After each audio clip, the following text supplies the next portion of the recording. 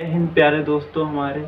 आज हम पढ़ेंगे हिंदी का महत्वपूर्ण टॉपिक जो एग्जाम बोर्ड में आने वाले पेपर हमारा कैसे आता है। 35 नंबर आपके इस वीडियो आप ये देख लोगे तो 35 नंबर देके ही जाएगा। 35 नंबर आपसे कोई छीन के नहीं ले जाएगा। इंपॉर्टेंट क्वेश्चन लेके आए हैं। क्या होता है, कैसे पूछे जाते हैं बोर्ड एग्जाम, यानी एग्जाम में कैसे क्वेश्चन आते हैं, हम आज इनका निपटारा करने वाले हैं इसी वीडियो में। तो प्यारा सा लाइक करिए और फिर हम उसके बाद में बताते हैं कैसे आते हैं बोर्ड एग्जाम में क्वेश्चन। ओके, पहले लिखा है निम्नलिखित मुहावरों और लोकोक्तियों में से किसी एक का अर्थ लिखकर प्रयोग करना। यानी कि देखो मुहावरा क्या होता है, वाक्य प्रयोग कैसे करते हैं, हम इसी वीडियो में अच्छे से सीखते हैं वाक्य प्रयोग हम कैसे करते हैं। ओके, तो पहला क्वेश्चन देखो, पहले नंबर में आपके देखो पहले आएगा गद्य पद्य। गद्य पद्य आएगा, कुछ उसमें स्टोरी दी होगी, उसके बाद उसके नीचे क्वेश्चन दिए होंगे, उसका आंसर मतलब कि छाट के उसी स्टोरी में से लिखना होगा। गद्य पद्य हो गए। उसके बाद में आता है एक नंबर, यानी कि दो नंबर में आपके जो मुहावरे होते हैं दो नंबर में पूछे जाते हैं। देखो एक नंबर में अर्थ पूछा जाएगा तथा एक नंबर में आपका उसका जो वाक्य प्रयोग करोगे एक नंबर में वो मिलेंगे। यानी कि 4 नंबर आपके वो पक्के, यानी कि 4 नंबर देके जाएगा।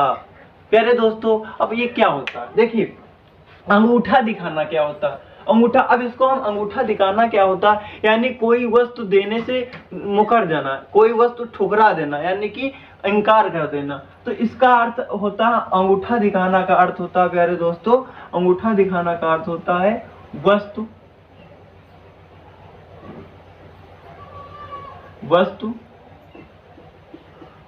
देने से मुकर जाना। वस्तु देने से मुकर जाना प्यारे दोस्तों, वस्तु देने से मुकर जाना होता है। इसका अंगूठा दिखाना का अर्थ होता है, वो अंगूठा दिखाने का अर्थ होता है वस्तु देने से, किसी वस्तु को देने से मुकर जाना। ओके, अब देखो वाक्य प्रयोग इसका हम कैसे करेंगे, वाक्य प्रयोग करते हैं।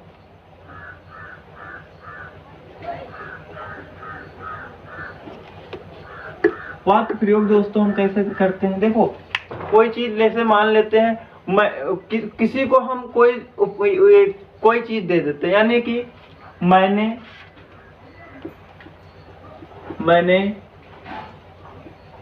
राम को अपनी बुक, यानी कि अपनी किताब दे दिया। लेकिन जब राम से मांगा कि हमारी बुक हमें वापस कर दो, तो वो क्या कर देता, अंगूठा दिखा देता, यानी कि मुकर जाता है। मैंने राम को अपनी किताब दे दिया, लेकिन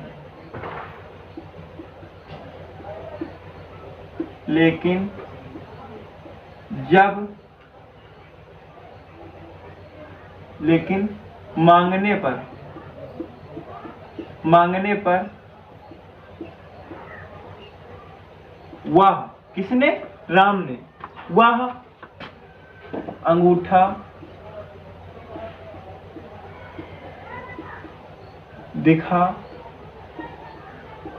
देता है। देखो प्यारे दोस्तों क्या होता है गोलगप्पो हमारे, देखो अंगूठा दिखाना का अर्थ क्या होता है स्पष्ट रूप से समझ लीजिए, वस्तु देने से मुकर जाना, इसका अर्थ होता है वस्तु देने से मुकर जाना। अब इसका हम वाक्य प्रयोग करेंगे तो क्या हो जाएगा, मैंने राम को अपनी किताब दे दिया, लेकिन मांगने पर वह अपना अंगूठा दिखा देता। देखो कोई जरूरी नहीं कि जो हम बताएं वही आप लिखो, अपने खुद से भी बना सकते हो, कोई जरूरी नहीं कि यही आ जाए, लेकिन हम आपको ये बताएं, मतलब कि क्लियर करा रहे हैं कि ऐसे ही अर्थ लिखना पड़ेगा, ऐसे ही वाक्य प्रयोग करना पड़ेगा। आपके 4 नंबर पक्के से पक्के, यानी कि कोई आपसे छीन नहीं सकता। अब देखो दूसरा हमारा क्या होता है, ऊंची दुकान फीका पकवान। ऊंची दुकान फीका पकवान, इसका अर्थ होता है कि नाम बड़ा बट काम छोटा, नाम बड़ा बट काम छोटा। इसका अर्थ क्या होगा, बाहरी दिखावा। क्या होगा इसका अर्थ, इसका अर्थ होगा प्यारे बच्चों बाहरी दिखावा, बाहरी दिखावा। ओके, देखो बाहरी दिखावा, उसका वाक्य प्रयोग कैसे करेंगे, वाक्य प्रयोग देखो दोस्तों, वाक्य प्रयोग इसका कैसे करेंगे? जब हम यानी किसी दुकान पे जाते हैं और यानी कि होटल, मान लो कोई हम खाना खाने वाले होटल पे जाते हैं, वहां पे बहुत उसका नाम सुन के हम होटल पे तो गए, बट जब खाना खाया तो क्या ऊंची दुकान का नाम सुना, बट जब खाना खाया तो क्या हो गया? वो फीका हो गया, यानी कि कोई क्वालिटी उसमें नहीं थी। तो वाक्य प्रयोग हम कैसे लिखेंगे दोस्तों? मैंने किसी होटल का नाम सुन के, मैंने किसी होटल का नाम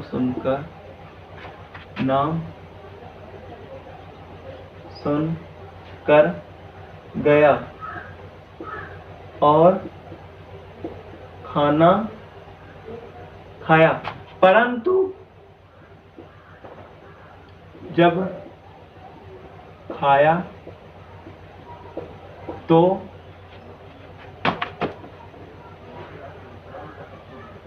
ऊंची दुकान, फीका पकवान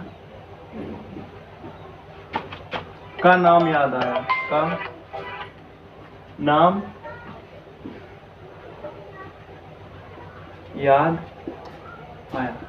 देखो दोस्तों, इसका वाक्य प्रयोग हमने किया। देखो, मैंने किसी होटल पर का नाम सुनकर, यानी किसी होटल का, यानी कि बहुत मशहूर था, यानी बहुत मशहूर था, हमने किसी होटल का नाम सुना और उसके होटल पे खाना खाने गए।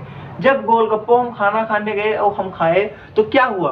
खाना खाए तो खाना खाने के बाद क्या हमें याद आया? ऊंची दुकान, फीका पकवान का नाम याद आया। अब ये शब्द कब याद आएगा? यानी कि कोई क्वालिटी खाने में नहीं थी, केवल नाम ही बड़ा था और यहाँ पे कोई क्वालिटी नहीं थी, तो हमारा ये वाक्य प्रयोग क्या हो जाए? ऊंची दुकान, फीका पकवान, हमारे माइंड में नाम याद आता है। अब देखो तीसरा क्या है? आकाश पाताल एक करना, यानी कि कठिन परिश्रम करना। क्या हो जाएगा इसका अर्थ? कठिन परिश्रम करना। क्या हो जाएगा? कठिन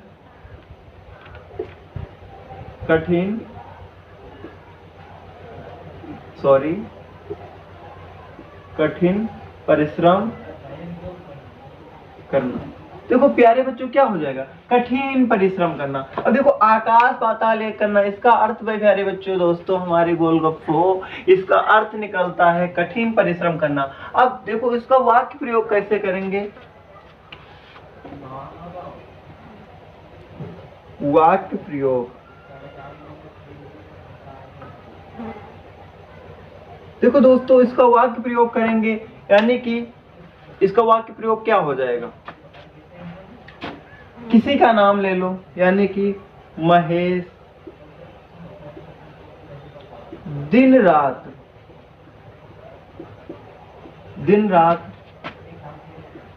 मेहनत करके परीक्षा में अच्छे अंक प्राप्त किया।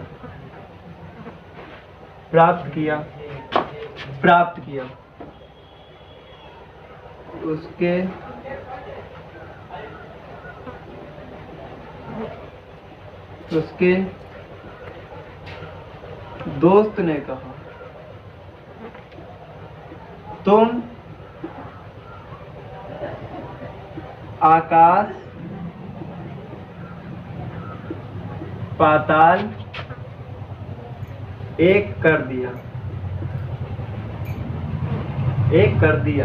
प्यारे दोस्तों, हमने वाक्य प्रयोग इसका पोस्टमार्टम कर दिया। देखो, आकाश पाताल एक करना यानी कि कठिन परिश्रम करना, इसका अर्थ यही हुआ।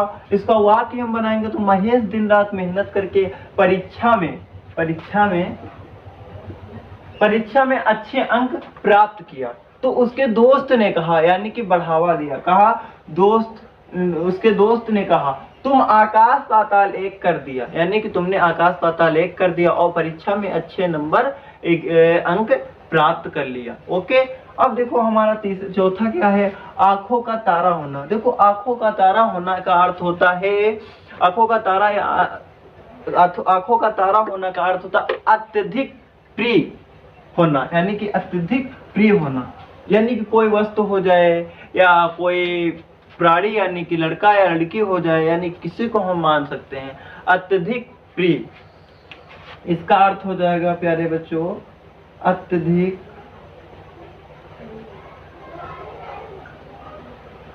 प्रिय। ओके, अब इसका अर्थ क्या हो जाएगा, अत्यधिक प्रिय। अब जैसे हम वाक्य प्रयोग कर लेते हैं, वाक्य प्रयोग क्या करेंगे, राम ने महेश अपने, किसी का नाम ले लो, किसी का नाम ले लो, मान लो वाक्य प्रयोग इसका करेंगे तो क्या करेंगे, वाक्य प्रयोग जब करेंगे तो इसका क्या हो जाएगा प्यारे बच्चों, वाक्य प्रयोग हम किसी को ऐसे भी अपने मन से कर देते हैं, यानी कि अमित अपने माता पिता के आंखों का तारा है, आंखों का तारा है। प्यारे बच्चों, ये हम सीख चुके हैं मुहावरा कैसे बनते हैं और उनका हम वाक्य प्रयोग कैसे करते हैं। इसी प्रकार से हम अपने मुहावरों और वाक्य प्रयोग करते हैं। ओके, अब हम देखो ऐसे ही यदि आप एग्जाम में लिखोगे तो पक्के से 4 नंबर आप पाओगे, कोई भी आपसे छीन नहीं सकता है। तो स्क्रीनशॉट लीजिए, हम फिर आगे बताते हैं कि 2 नंबर में कैसे पूछे जाते हैं। अब चलिए दोस्तों देखते हैं 2 नंबर। 2 नंबर में क्या है, आप पठित गद्यांश के आधार पर निम्नलिखित प्रश्नों के उत्तर। देखो एक प्रश्न 3 दिए हैं, इन्हीं तीनों प्रश्नों के इसी में से उत्तर हमें छांट के लिखना होता है। देखो पहले संधि, यानी कि इस ईयर से पहले संधि दिए जाते थे, तो संधि को हटा करके इस सन 2024 में संधि को हटा करके नया सिलेबस यानी कि पूछा। अब ऐसे ही आएंगे गद्यांश, गद्यांश आ जाए, पद्यांश आ जाए तो पद्यांश में लिखना होगा, कविता वगैरह। तो इसी प्रकार तो हमें कोई हेडेक या टेंशन नहीं लेना प्यारे बच्चों, ऐसे ही हो जाएगा। देखो इसमें क्या लिखा है, चलना मनुष्य का स्वभाव है, पानी भी चलता है। चलना मनुष्य का स्वभाव है, पानी भी चलता है, हवा भी चलती है, समय भी चलता है और मनुष्य भी चलता है। प्यारे बच्चों, क्या पानी भी चलता है, मनुष्य भी चलता है, हवा भी चलती है और समय भी निरंतरित अपना कार्य यानी कि अपने क्रम से चलता है। ओके, अब प्राचीन समय में यानी कि प्राचीन माने यानी कि होता जो बीता हुआ कल, यानी प्राचीन समय में एक स्थान से दूसरे स्थान पर पहुंचने के लिए पैदल यात्रा करनी पड़ती थी, यानी कि तब कोई सुविधाएं नहीं थी। अब बहुत बाइक है, कार है, बस है, यानी कि बहुत सारी सुविधाएं हैं। परंतु प्राचीन समय में जो दिन बीत चुके हैं, यानी कि हमारे पूर्वज के टाइम में इतने सुविधाएं नहीं थी। अब तो 2 मिनट 10 मिनट में तो बाइक से बैठो तुरंत, बहुत अच्छे, यानी कि हमारा जो जीवन हो गया बहुत सरल हो गया। परंतु जो प्राचीन यानी कि हमारे पूर्वज थे, उनका जीवन बहुत ही दुर्लभ था, तो उनके समय में वो अपनी यात्रा पैदल ही तय करते थे। ओके, फिर पालकियों का प्रयोग किया जाने लगा, यानी कि पालकियों क्या था, ये पालक वाली नहीं है, ये पालकियों यो है, पालकी में होके सवार चली रे, मैं तो अपने साजन की द्वार चली रे। ये पालकियों है, जब डोली में अपनी कोई, जब किसी की शादी होती थी तो पालकी बनती थी, तो वहां पे वो पालकी में 4 लोग लगते थे। पालकी में दुल्हन बैठती थी और 4 यानी कि 4 कहार या कोई भी व्यक्ति 4 लोग होते थे और अपने अपने कंधों पे डोली को रखते थे और दुल्हन उसी डोली में बैठती थी और दूल्हा जो होता था घोड़े यानी कि कोई जानवर यानी घोड़े पे बैठ के आगे आगे चलता था। दुल्हन डोली में बैठती थी, उसी में से अपना घूंघटा उठाती थी यानी कि देखती थी। तो ए पालकी पालक वाला नहीं है यानी कि ना तो सब्जी वाला, ए पालकी दुल्हन वाला है। जब दुल्हन पालकी में बैठती है तो उसको लेके चलते हैं, तो ये पालकी वो है। फिर पालकियों का प्रयोग किया जाने लगा। इन्हें 4 लोग उठाते थे, पहले 4 लोग अपने कंधे पर पालकी को उठाते थे, दुल्हन उसी में बैठी रहती थी। मगर रास्ते में चलते चलते थके लोगों की जगह लेने के लिए, यानी कि भाई दूर की यात्रा जब तय होती है तो 4 लोग जो यानी कि लेके चलते थे तो रास्ते में थक जाते थे, तो उनके लिए 4 लोग एक्स्ट्रा यानी कि 4 लोग 5 लोग यानी कि 12 लोग कम से कम उस यात्रा को तय करने के लिए लगते थे। 4 लोग एक्स्ट्रा, 4 लोग एक थोड़ी दूर गए, जब वो परेशान हो गए यानी कि थक गए, फिर 4 लोग बदल लेते थे, फिर 4 लोग बदल लेते थे। इसी प्रकार से यात्रा तय होती थी। 8 या 12 लोग रास्ते में चलते थे, यानी कि उस पालकी को उठाने में 8 से यानी कि 4 लोग 12 लोग ऐसे ही चलते थे, मिलते थे। पालकियों का प्रयोग स्त्रियों के लिए किया जाता। हमने अभी बताया ना कि दुल्हन के लाने यानी कि जब नई नई शादी होती तो दुल्हन को लाने जाने के लिए पालकियों का प्रयोग किया जाता था। पहिए का आविष्कार ने मनुष्य का जीवन ही बदल दिया। देखो सर्वप्रथम पहिए का आविष्कार हुआ। सर्वप्रथम किसका आविष्कार हुआ? पहिए का आविष्कार हुआ। फिर पहिए का आविष्कार हुआ तो उसके बाद में बैलगाड़ी का आविष्कार हुआ। तब ये मोटर कार यानी कि बस का प्रयोग नहीं था प्राचीन समय में। तब किसका प्रयोग था? पहिए का आविष्कार था। अब हमारे एक क्वेश्चन 3 दिए हैं, तो क्वेश्चन हम इसी में से जो एक क्वेश्चन यानी प्रश्न दिए हैं इसी में से छांटना होगा और फिर लिखना होता है। प्यारे बच्चों, गोलगप्पो कैसे लिखेंगे? तो आइए देखते हैं इन प्रश्नों को। यानी कि हमें घबराहट या घबराना बिल्कुल भी नहीं है, सब हो जाएगा। देखो पहला क्वेश्चन क्या है? चलना किस किस का स्वभाव है? तो प्यारे बच्चों अभी हमने बताया चलना किस किस का स्वभाव है। चलना पानी भी यानी कि चलना मनुष्य का स्वभाव है। चलना किसका? चलना मनुष्य का स्वभाव है। पानी भी चलता है, हवा भी चलती है, समय भी चलता है और मनुष्य भी चलता है। तो चलना किस किस का स्वभाव है प्यारे बच्चों? तो हम लिख लेते हैं चलना मनुष्य का स्वभाव है। मनुष्य का स्वभाव, कामा पानी भी, पानी कामा हवा, कामा समय और मनुष्य भी चलता है यानी कि मनुष्य। ओके, तो ये हमारा पहला आंसर हो जाता है।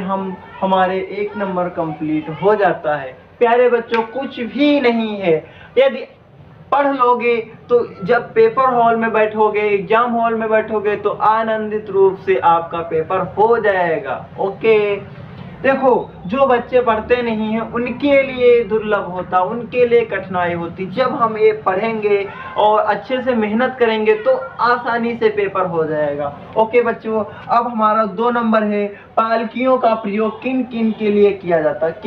किन के लिए किया जाता? तो अभी हमने बताया पालकियों का प्रयोग दुल्हन को ले जाने यानी कि नई बहुओं को लाने के लिए पालकियों का प्रयोग किया जाता था।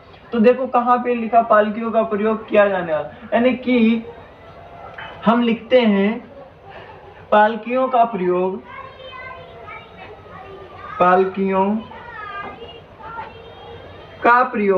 प्यारे बच्चों का प्रयोग दुल्हन को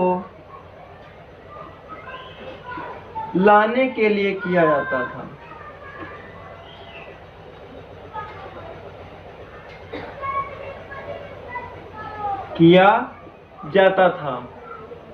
ओके प्यारे बच्चों, अब हमारा तीसरा प्रश्न क्या कहता है, किसके कारण मनुष्य की यात्रा सुगम हो गई, यानी कि सरल हो। सुगम माने अर्थ, सुगम का अर्थ होता है प्यारे बच्चों, सुगम का अर्थ होता है सगम सरल। क्या अर्थ होता है, सरल।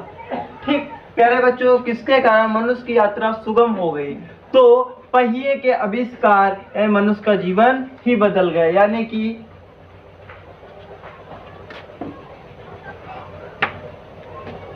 पहिए के आविष्कार के कारण प्यारे बच्चों मनुष्य का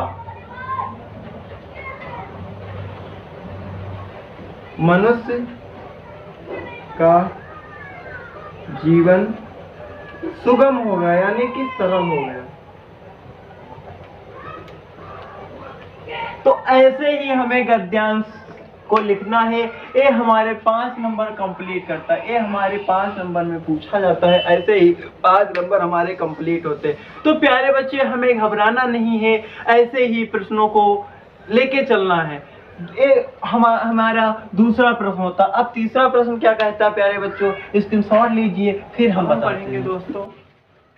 प्रश्न नंबर 3, प्रश्न नंबर 3 क्या कहता है, निम्नलिखित शब्द युग्मों का सही अर्थ चयन करके लिखिए। यानी कि निम्नलिखित सभी सही शब्द, ये देखो कुछ शब्द दिए गए हैं, इनको हमें सही शब्द चुन के इनका अर्थ निकाल के सही अर्थ यानी कि सही शब्द लिखना है। ओके दोस्तों, तो क्या लिखेंगे, देखो लिखा है कपट कपाट, इसका अर्थ क्या होता है, कपट और कपाट इसका अर्थ क्या होता है, तो कपट का अर्थ होता है, कपट का क्या अर्थ हो, कपट का अर्थ होता है कपट इससे अधोइस, यानी कि कपट का अर्थ होता है धोखा, धोखा देना, धोखेबाजी, कपट, छल, कपट, वही तो बोलते हैं। तो देखो कपट का अर्थ हो जाता है दोस्तों, कपट का अर्थ होता है धोखा, धोखा, छल, ये हमारा हो जाता। ओके, और लिखा कपाट, कपाट में होता है दरवाजा, क्या होता है, दरवाजा, कपाट का अर्थ होता है दोस्तों दरवाजा। तो देखो कहीं लिखा होगा धोखा और दरवाजा, तो कहीं लिखा है धोखा, और देखो यहाँ पे लिखा कप और प्लेट, यहाँ पे लिखा किवाड़ और खिड़की, यहाँ पे लिखा है प्यारे दोस्तों धोखा और दरवाजा, यानी कि ए वाला हमारा आंसर सही है। ये तो बिल्कुल गलत है, पर्दा और किवाड़ बिल्कुल भी दोस्तों नहीं होता है। सही आपका आंसर है ग नंबर धोखा और दरवाजा। ओके, अब देखो दूसरा प्रश्न क्या कहता, वसन और बेसन। देखो वसन मिस क्या होता, वसन का अर्थ होता, वसन मिस होता है कपड़ा, वस्त्र, जो हमारे होते हैं वसन, वस्त्र, कपड़ा, तो क्या होता है, व्यसन का अर्थ होता है वस्त्र, और व्यसन में होता है आदत। तो देखो लिखा, यहाँ पे लिखा विवश और व्याकुल, यहाँ पे लिखा वस्त्र और आदत, यही वाला सही है, वस्त्र और आदत। देखो ये क्या लिखा है, कवच और भोजन, ये तो बिल्कुल गलत है, बिस्तर और अवध बिल्कुल गलत है। आपका दोस्तों इसमें ग नंबर सही, इसमें ख नंबर सही है। व्यसन का अर्थ होता है वस्त्र, और वसन का अर्थ होता है वस्त्र, और व्यसन का अर्थ होता है आदत, क्या होता है, आदत। अब दोस्तों हम देखते हैं गा नंबर, इसी का गा नंबर होता है, ये हमारा 2 नंबर में पूछा जाता है, 1 नंबर इसका, 1 नंबर इसका। ओके, अब ये गा नंबर क्या होता है, निम्नलिखित पदों में से किसी एक शब्द के 2-2 अर्थ, यानी कि देखो हमने देखो आपको समझाने के लिए 3 लिखे हैं, लेकिन आपको एग्जाम में 1 ही लिखना है। ओके, अब इसके अर्थ क्या होते हैं, देखो मित्र, मित्र का अर्थ हम क्या लिखें, यानी कि पर्यायवाची अर्थ बनाना, इसका अर्थ क्या निकालेंगे, तो मित्र क्या होता है, यानी कि हम लिख सकते हैं साथी, क्या कह सकते हैं प्यारे बच्चों, साथी। हम लिख सकते हैं बंधु, सखा, सखा, और क्या कह सकते हैं, सहचर, क्या कह सकते हैं प्यारे बच्चों, सहचर। ओके, अब जिसे लिखा माधव, माधव किसको कहते हैं, श्री कृष्ण को कहते हैं, किसको कहते हैं, श्री कृष्ण को कहते हैं। तो इसका अर्थ क्या हो जाएगा माधव का, श्री कृष्ण, श्री कृष्ण। और क्या हो जाएगा भाई, मुरलीधर, भाई वो मुरली लेते हैं ना, तो उनको क्या रखते हैं, श्री कृष्ण क्या रखते हैं, मुरली रखते थे ना, तो हम इनको मुरलीधर भी कह सकते हैं, मुरलीधर, मुरलीधर। और क्या कहते हैं, और इनको क्या कहते हैं, प्रेमी गिरधर। ये बहुत सारे श्री कृष्ण के नाम है, प्रेमी, गिरधर। ओके, मेरे गिरधन गोपाल, गाना सुने हो ना। अब देखो लिखा है आंख, आंख का अर्थ क्या हो जाएगा, आंख का अर्थ हो जाएगा नयन, नेत्र। और क्या हो जाएगा प्यारे बच्चों, चक्षु, चक्षु। ये हमारे अर्थ होते हैं। देखो इसमें लिखना एक ही था, बट आपको समझना आवश्यक है प्यारे बच्चों, पता नहीं क्या आ जाए। देखो जब सीख जाओगे तो कोई भी आएगा आप कर लोगे, जब सीखे ही नहीं होंगे, पढ़े ही नहीं होंगे, साल भर घूमेंगे तो कैसे, जब एग्जाम बोर्ड या एग्जाम देने बैठेंगे तो सोचेंगे कहाँ क्या लिख दें। तो प्यारे बच्चों प्रैक्टिस करना जरूरी है, हम मेहनत करेंगे तभी सफलता हमारे कदम चूमेगी। प्यारे बच्चों अब हम मिलते हैं नेक्स्ट वीडियो में। हम उम्मीद करते हैं, आई होप कि आप सीख चुके होंगे। ऐसे ही आप लोग प्रैक्टिस करते रहेंगे और हम आपके तरफ मेहनत करते रहेंगे और सिखाते रहेंगे। देखो पढ़ना आपका काम है, पढ़ाना और समझाना हमारा काम है। तो प्यारे बच्चों जय हिंद। हम अपनी वाणी को यहीं पे विराम देते हैं। एक प्यारा सा लाइक और सब्सक्राइब कर दीजिए। Thank you.